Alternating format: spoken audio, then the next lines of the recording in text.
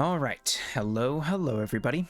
Friendly Red here, and welcome to our final radar for 2024. Indeed, we've reached the 12th and final month of this 2024th year, and as is usually the case, new game releases are quite dry, as most publishers and developers already had their games out and ready for the holiday shopping season. Still, there are always a few notable games that make it all the way to December before releasing to the world, and that's what we're here to discuss today.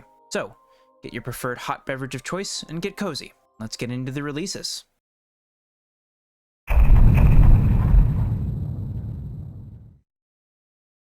Starting things off on the first Wednesday of the month, the 4th of December brings with it the full 1.0 release of Battle Shapers. This one sort of snuck up on me, but I'm glad I learned of the 1.0 launch here for this video, as this is a game that I've enjoyed immensely in the time I've played it during the early access period. Battle Shapers is a FPS roguelike, with heavy visual inspirations taken from the likes of Mega Man X, Metroid Prime, and maybe a little bit of Sanctum, if anyone else remembers those games. It's a fast, frantic, and fun action shooter that tasks you with the usual roguelike affair, progressing through zones that increasingly get more challenging, all while powering yourself up with new guns, upgrades, and abilities as your run continues. You lose all your upgrades from your run when you die, but you're able to purchase permanent upgrades and buffs that'll help make future attempts more manageable. From what I remember playing, Battle Shapers doesn't do too much to shake up the roguelike scene, but that's not a downside to me personally. What it may lack in ambition, it makes up for in technical execution and gameplay, offering a super smooth game with responsive controls, punchy combat and animations, satisfying gunplay, and as I mentioned before, a very cool mix of aesthetics and ideas from some of the greatest sci-fi games ever made. It's been quite a while since I've jumped back into it, but I'll for sure be going back to the game once the 1.0 version is out. Happy to see the devs reach the finish line here, and I hope that they find all the success that they deserve. And who knows, perhaps 1.0 won't be the end for the game. We'll see new content and substantial updates later on in the game's life. The 1.0 version of Battle Shapers will be releasing on Wednesday, December 4th for PC.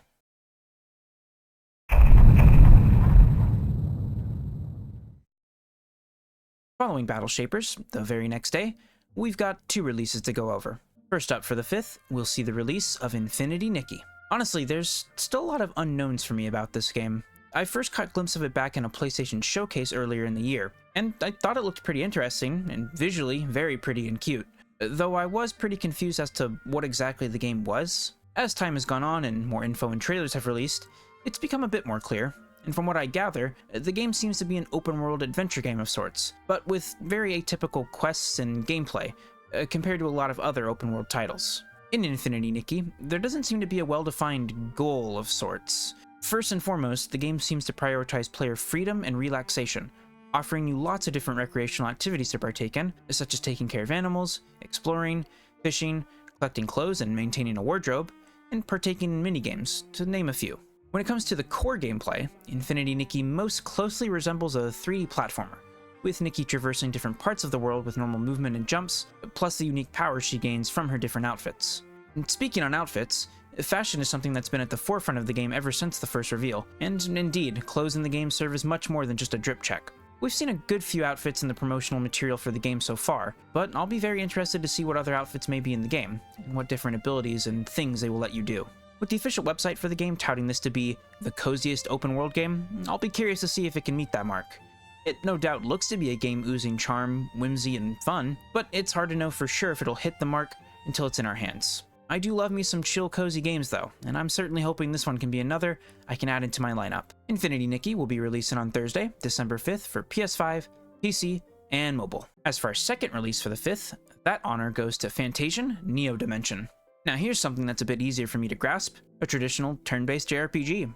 Of course, this ain't just any JRPG, as this game right here has some legendary talent behind it, with regard to the fact that Hironobu Sakaguchi, the series creator of Final Fantasy, as well as composer Nobuo Uematsu, who spearheaded this game.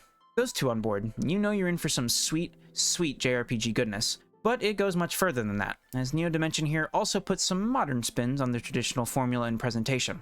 The devs did something really neat here for the visuals in the game, essentially creating 3D dioramas of the rooms and locales you'll visit in the game in real life, and scanning those into the game. It results in a very striking look, while staying true to the traditions and makeup of old-school JRPGs, as many of them would usually have character sprites or models walking along what were essentially just images or paintings that were scanned into the game.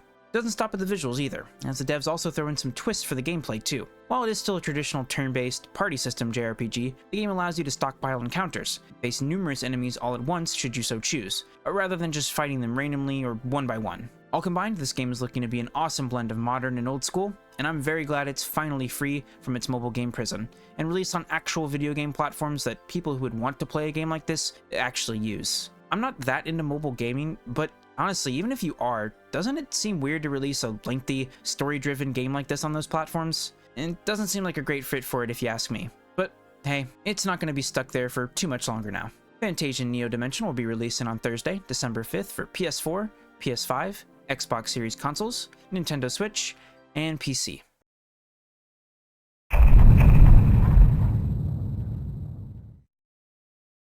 Moving into the next week, we see 2 more notable releases for the month, with the next one being Indiana Jones and the Great Circle on the 9th. Certainly feels like it's been a long time coming for this one, at least to me. I don't quite remember when exactly we first heard of this game's existence, but even disregarding that, it's been quite a long time since we've seen anything big released from Machine Games, who are developing this title. According to our good old friend Wikipedia, the Great Circle here is their first major game release since 2019, as all we've seen from them since then is some smaller projects, mainly being the new campaigns added to the remasters of Quake, Quake 2, and now the Doom 1+2 collection that launched earlier this year. I very much enjoyed their modern-day Wolfenstein titles, and the Great Circle is looking to be yet another fantastic first-person adventure from them. It'll be very different from anything they've made thus far, focusing more on exploration, puzzles, and stealth mechanics, which is a far cry from the fast-paced, guns-a-blazing shooting gallery that their games usually employ.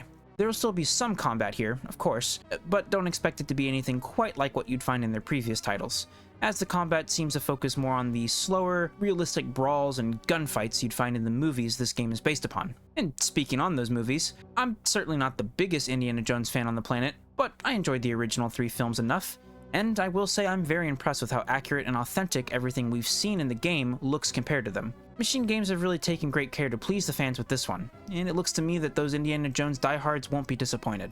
Indiana Jones and the Great Circle will be releasing on Monday, December 9th for Xbox Series consoles and PC, with a PS5 release scheduled for sometime in the spring of next year.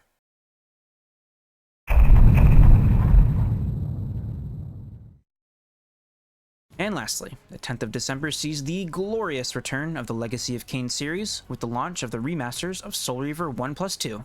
Gotta say, I'm super pumped about this one. I'm always down for cool, older games getting a new lease on life, and these 2 games here, as well as the entirety of the Legacy of Kain series, are ones that I've been hoping get it, as I really want to experience these classics. I am a bit bummed that they are skipping over the original title, Blood Omen, as it would have been nice to start from the, start.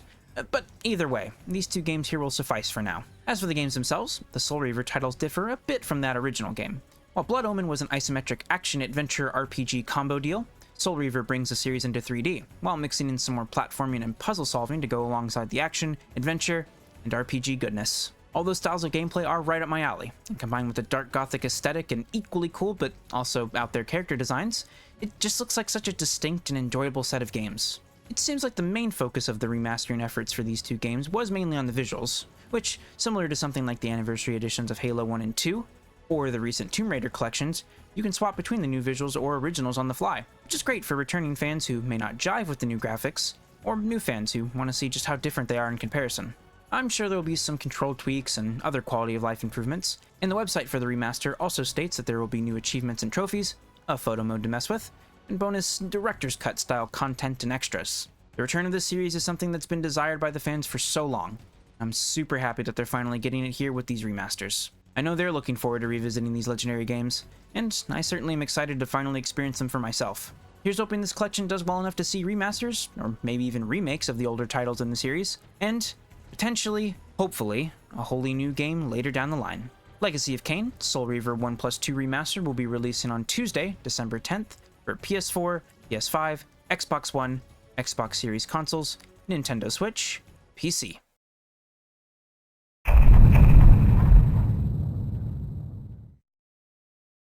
And with that, this Reds Radar for December comes to a close, while also pulling double duty of being the last Reds Radar for the year of 2024 in general. It's been an interesting year of game releases, especially coming off the absolutely legendary year we had back in 2023. I've enjoyed quite a lot of titles this year, and you'll be hearing more about that and which games of 2024 I really liked soon enough in my upcoming Best of 2024 video. For now though, I just want to say that it's been very fun creating these Reds Radar videos for each month.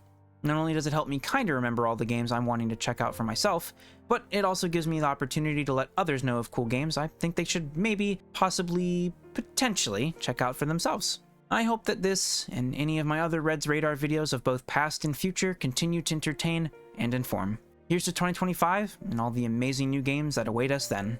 But, with all that being said, I think that'll do it for this video. If you made it to the end, I thank you for watching. Your continued viewership and support is greatly appreciated. I'll be back to close out the year with my Best of 2024 video soon enough, so please look forward to it. And last, but certainly not least, as always, I'll see you next time.